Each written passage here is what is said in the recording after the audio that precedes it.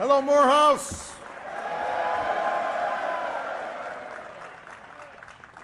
Well, thank you, everybody. Please be seated. I love you back. That is why I am here. I have to say that it is one of the great honors of my life to be able to address this gathering here today. I want to thank Dr. Wilson for his outstanding leadership and the Board of Trustees. We have Congressman Cedric Richmond and Sanford Bishop, both proud alumni of this school, as well as Congressman Hank Johnson and one of my dear friends and a great inspiration to us all, the great John Lewis is here.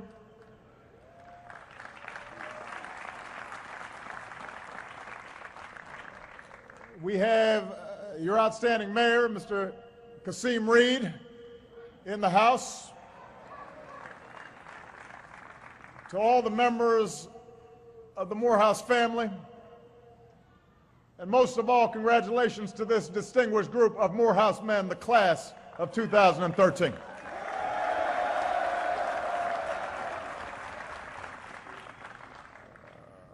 I have to say that it's a little hard to follow, not Dr. Wilson, but a skinny guy with a funny name.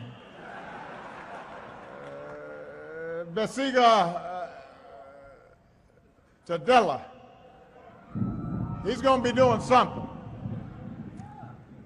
I also have to say that you all are going to get wet. And I'd be out there with you if I could. But Secret Service gets nervous. So I'm going to have to stay here dry. But know that I'm there with you in spirit. Some of you are graduating summa cum laude. Some of you are graduating magna cum laude. I know some of you are just graduating thank you laude.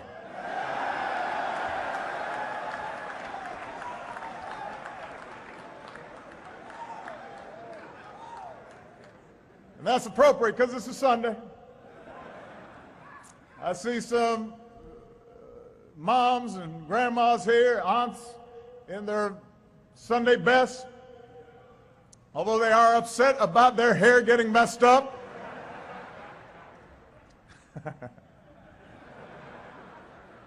Michelle would not be sitting in the ring. She has taught me about hair. I want to congratulate all of you, the parents, the grandparents, the brothers and sisters, the family and friends who supported these young men in so many ways. This is your day as well. Just think about it. Your sons, your brothers, your nephews, they've spent the last 4 years far from home and close to Spelman, and yet they are still here today.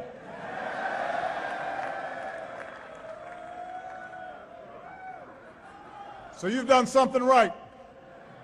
Graduates, give a big round of applause to your family for everything that they've done for you.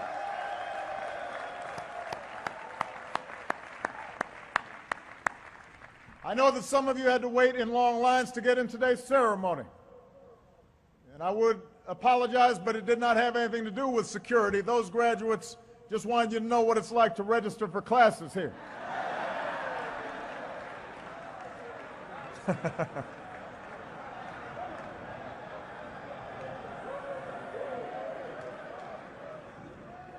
this time of year brings a different kind of stress. Every senior stopping by Gloucester Hall over the past week, making sure your name was actually on the list of students who met all the graduation requirements. If it wasn't on the list, you had to figure out why.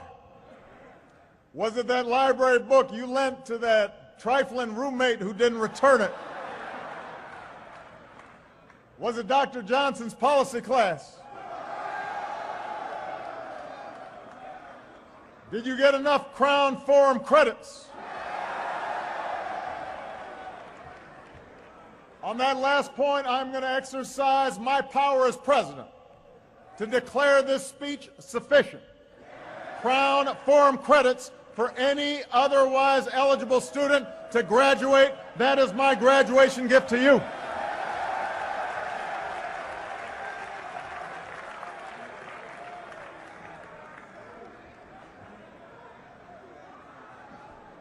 You have a special dispensation. Now, graduates, I am humbled to stand here with all of you as an honorary Morehouse man.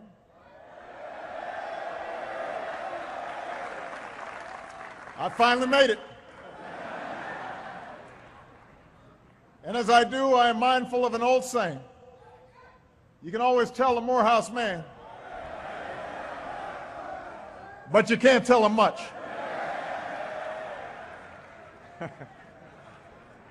And that makes my task a little more difficult, I suppose.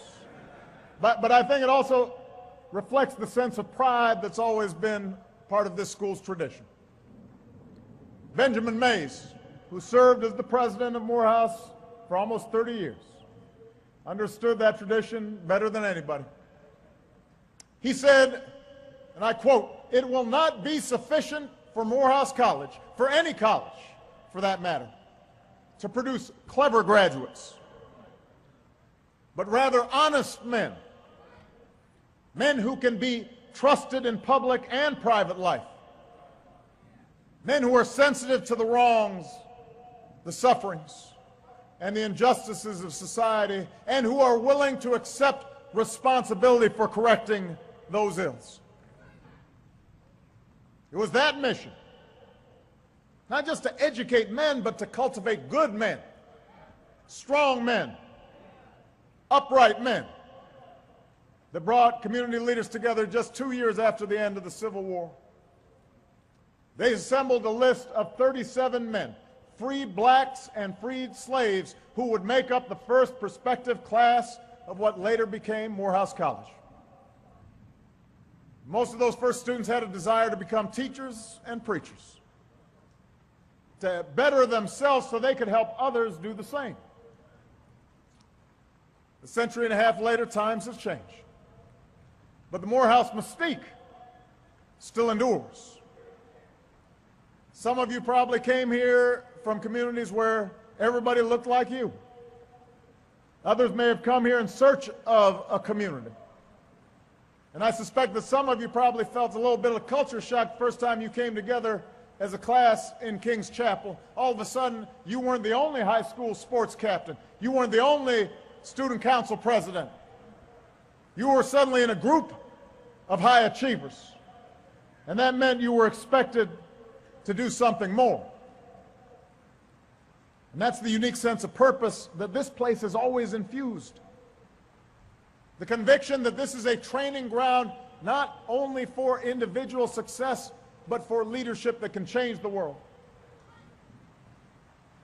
Dr. King was just 15 years old when he enrolled here at Morehouse. He was an unknown, undersized, unassuming young freshman who lived at home with his parents. And I think it's fair to say he wasn't the coolest kid on campus. For the suits he wore, his classmates called him Tweed. But his education at Morehouse helped to forge the intellect, the discipline, the compassion, the soul force that would transform America. It was here that he was introduced to the writings of Gandhi and Thoreau and the theory of civil disobedience. It was here that professors encouraged him to look past the world as it was and fight for the world as it should be. And it was here at Morehouse, as Dr. King later wrote, where I realized that nobody was afraid, not even of some bad weather. I added on that part. I know it's wet out there.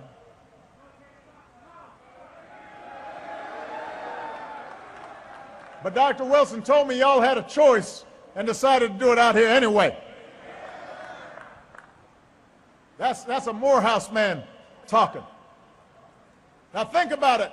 For black men in the 40s and the 50s, the threat of violence, the constant humiliations, large and small, the uncertainty that you could support a family, the gnawing doubts born of a Jim Crow culture that told you every day that somehow you were inferior, the temptation to shrink from the world, to accept your place, to avoid risks, to be afraid. That temptation was necessarily strong.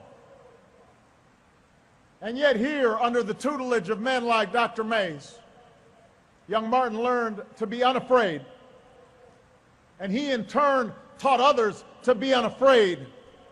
And over time, he taught a nation to be unafraid. And over the last 50 years, thanks to the moral force of Dr. King and a Moses generation that overcame their fear and their cynicism and their despair, barriers have come tumbling down. And new doors of opportunity have swung open.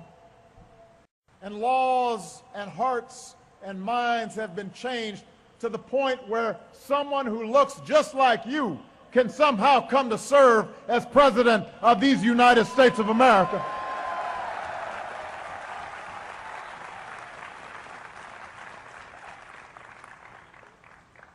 So the history we share should give you hope. The future we share should give you hope. You're graduating into an improving job market. You're living in a time when advances in technology and communication put the world at your fingertips. Your generation is uniquely poised for success unlike any generation of African Americans that came before it. But that doesn't mean we don't have work. Because if we're honest with ourselves, we know that too few of our brothers have the opportunities that you've had here at Morehouse. In troubled neighborhoods all across this country, many of them heavily African American, too few of our citizens have role models to guide them. Communities just a couple of miles from my house in Chicago, communities just a couple of miles from here, there are places where jobs are still too scarce and wages are still too low, where schools are underfunded and violence is pervasive, where too many of our young men spend their youth not behind a desk in a classroom, but hanging out on the streets or brooding behind a jail cell.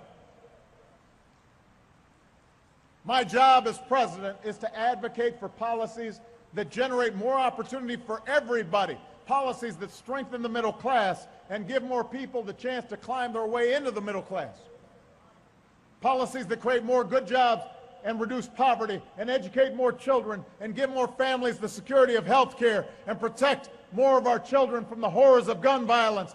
That's my job. Those are matters of public policy, and it is important for all of us, black, white, and brown, to advocate for an America where everybody's got a fair shot in life, not just some, not just a few. But along with collective responsibilities, we have individual responsibilities. There are some things as black men we can only do for ourselves. There are some things as Morehouse men that you are obliged to do for those still left behind. As Morehouse men, you now wield something even more powerful than the diploma you're about to collect, and that's the power of your example. So what I ask of you today is the same thing I ask of every graduating class I address. Use that power for something larger than yourself. Live up to President Mays' challenge. Be sensitive to the wrongs, the sufferings, and the injustices of society, and be willing to accept responsibility for correcting those ills. I know that some of you came to Morehouse from communities where life was about keeping your head down and looking out for yourself. Maybe you feel like you escaped, and now you can take your degree and get that fancy job and the nice house and the nice car and never look back. And don't get me wrong, with all those student loans you've had to take out, I know you got to earn some money. With the doors open to you that your parents and grandparents could not even imagine, no one expects you to take a vow of poverty. But I will say it betrays a poverty of ambition if all you think about is what goods you can buy instead of what good you can do.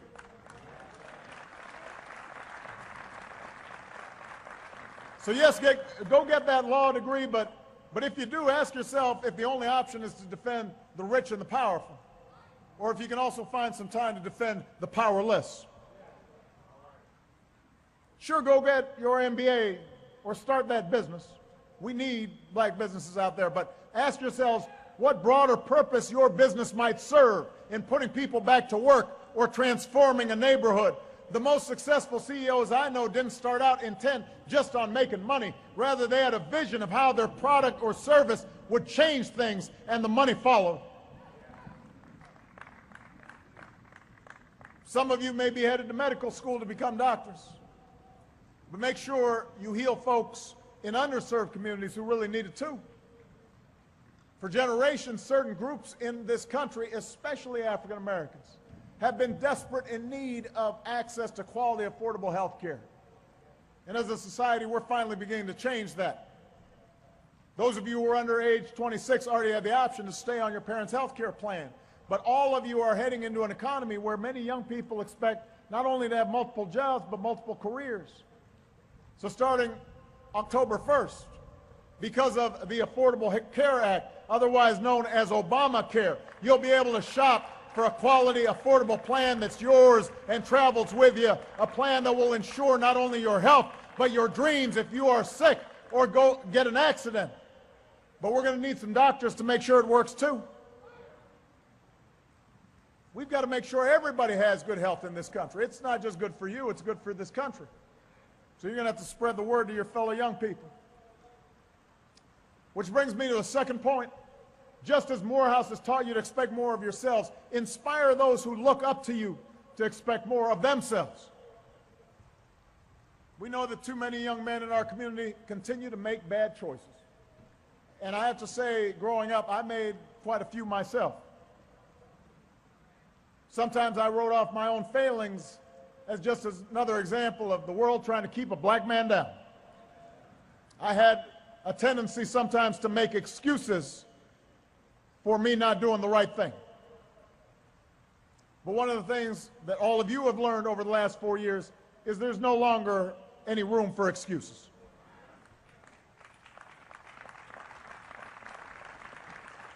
I understand there's a common fraternity creed here at Morehouse. Excuses are tools of the incompetent, used to build bridges to nowhere and monuments of nothingness. Well, we've got no time for excuses. Not because the bitter legacy of slavery and segregation have vanished entirely, they have not.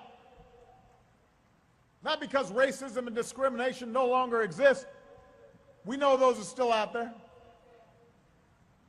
It's just that in today's hyper-connected, hyper-competitive world, with millions of young people from China and India and Brazil, many of whom started with a whole lot less than all of you did, all of them entering the global workforce alongside you, nobody is going to give you anything that you have not earned.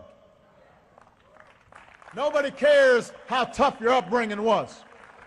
Nobody cares if you suffered some discrimination. And moreover, you have to remember that whatever you've gone through, it pales in comparison to the hardships previous generations endured, and they overcame them. And if they overcame them, you can overcome them too.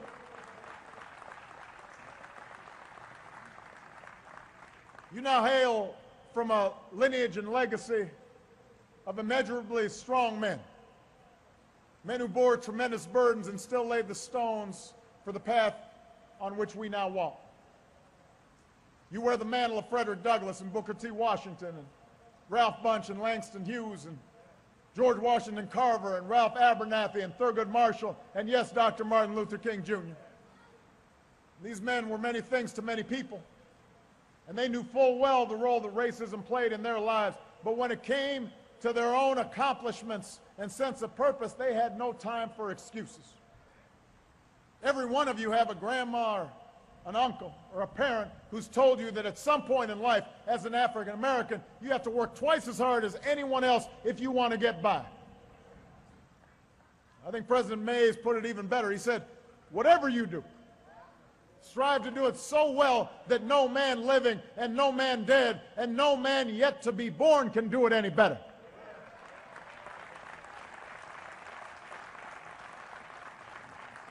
And I promise you what was needed in Dr. May's time, that spirit of excellence and hard work and dedication and no excuses, is needed now more than ever. If you think you can just get over in this economy just because you have a Morehouse degree, you're in for a rude awakening. But if you stay hungry, if you keep hustling, if you keep on your grind and get other folks to do the same, nobody can stop you. And when I talk about pursuing excellence and setting an example, I'm not just talking about in your professional life. One of today's graduates, Frederick Anderson. Where's Frederick? Frederick right here. I know it's raining, but I'm going to tell about Frederick. Frederick started his college career in Ohio only to find out that his high school sweetheart back in Georgia was pregnant. So he came back and enrolled in Morehouse to be closer to her. Pretty soon, helping raise a newborn and working night shifts became too much, so he started taking business classes at a technical college instead, doing everything from delivering newspapers to buffing hospital floors to support his family. And then he enrolled at Morehouse a second time. But even with a job, he couldn't keep up with the cost of tuition. So after getting his degree from that technical school, this father of three decided to come back to Morehouse for a third time. As Frederick says, God has a plan for my life, and he's not done with me yet.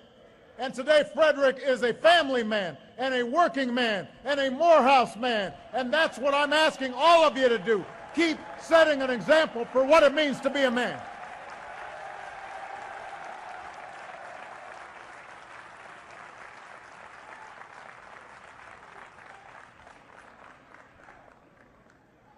Be the best husband to your wife,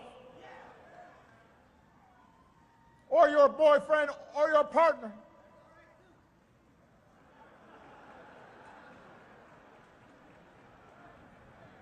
Be the best father you can be to your children, because nothing's more important. I was raised by a heroic single mom, wonderful grandparents, made incredible sacrifices for me. And I know there are moms and grandparents here today who did the same thing for all of you. But I sure wish I had had a father who was not only present, but involved. Didn't know my dad. And so my whole life, I've tried to be for Michelle and my girls what my father was not for my mother and me. I want to break that cycle where a father's not at home, where a father's not helping to raise that son or daughter. I want to be a better father, a better husband, a better man. It's hard work that demands your constant attention and frequent sacrifice. And I promise you, Michelle will tell you I'm not perfect. She's got a long list of my imperfections. Even now, I'm still practicing, I'm still learning, still getting corrected in terms of how to be a fine husband and a good father. But I will tell you this, everything else is unfulfilled if we fail at family, if we fail at that responsibility. I know that when I am on my deathbed someday, I will not be thinking about any particular legislation I passed. I will not be thinking about a policy I promoted. I will not be thinking about the speech I gave. I will not be thinking about the Nobel Prize I received. I will be thinking about that walk I took with my daughters. I'll be thinking about a lazy afternoon with my wife. I'll be thinking about sitting around the dinner table and seeing them happy and healthy and knowing that they were loved. And I'll be thinking about whether I did right by all of them. So be a good role model. Set a good example for that young brother coming up. If you know somebody who's not on point, go back and bring that brother along. Those who've been left behind, who haven't had the same opportunities as we have, they need to hear from you. You've got to be engaged on the barber shop, on the basketball court, at church. Spend time and energy and presence to give people opportunities and a chance. Pull them up, expose them, support their dreams. Don't put them down. We've got to teach them just like what we have to learn, what it means to be a man, to serve your city like Maynard Jackson, to shape the culture like Spike Lee, to be like Chester Davenport, one of the first people to integrate the University of Georgia Law School. When he got there, nobody would sit next to him in class, but Chester didn't mind. Later on, he said it was the right thing for me to do. Someone needed to be the first, and today Chester is here celebrating his 50th reunion. Where's Chester Davenport? He's here.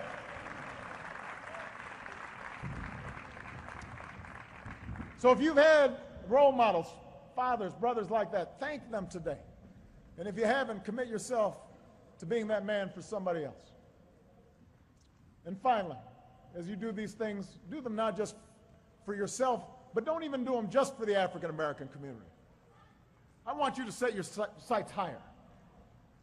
You know, at the turn of the last century, W.E.B. Du Bois spoke about the talented 10, a class of highly educated, socially conscious leaders in the black community.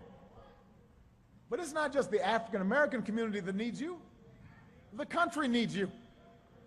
The world needs you. As Morehouse men, many of you know what it's like to be an outsider, know what it's like to be marginalized, know what it's like to feel the sting of discrimination.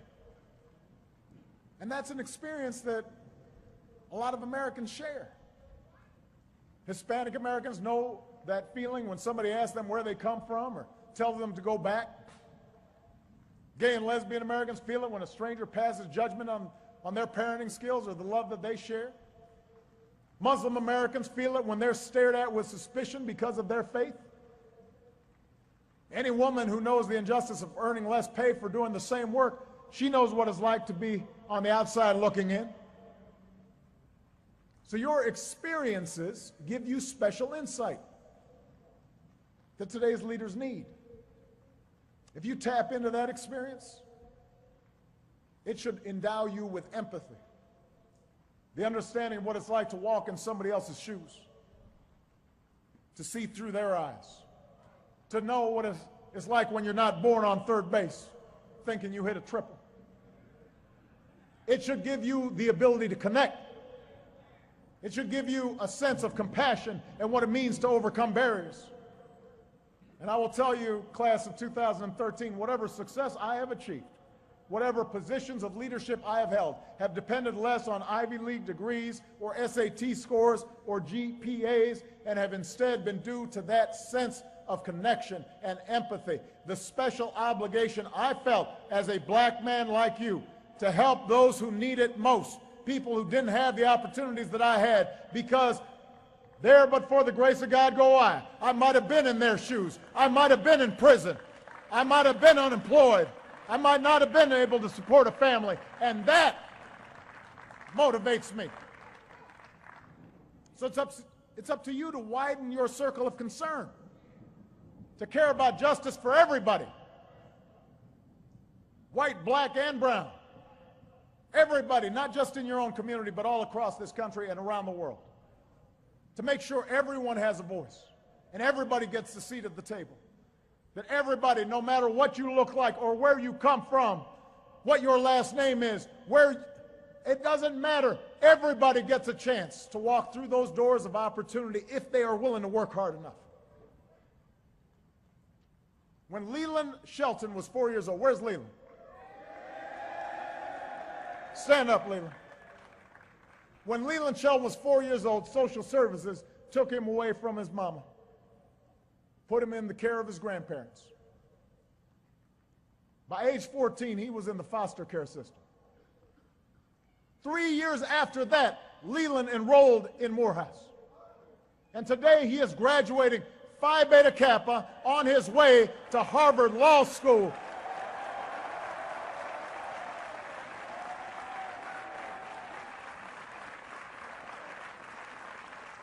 But he's not stopping there. As a member of the National Foster Care Youth and Alumni Policy Council, he plans to use his law degree to make sure kids like him don't fall through the cracks.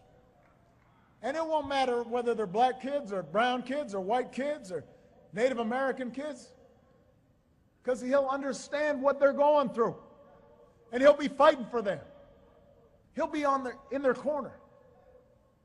That's leadership. That's a Morehouse man right there. That's what we've come to expect from you, Morehouse, a legacy of leaders, not just in our black community, but for the entire American community. To recognize the burdens you carry with you, but to resist the temptation to use them as excuses. To transform the way we think about manhood and set higher standards for ourselves and for others. To be successful, but also to understand that each of us has responsibilities, not just to ourselves, but to one another and to future generations. Men who refuse to be afraid. Men who refuse to be afraid. Members of the class of 2013, you are heirs to a great legacy.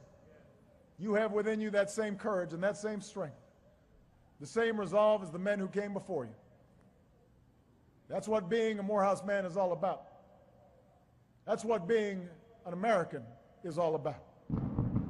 Success may not come quickly or easily, but if you strive to do what's right, if you work harder and dream bigger, if you set an example in your own lives and do your part to help meet the challenges of our times, then I'm confident that together we will continue the never-ending task of perfecting our union.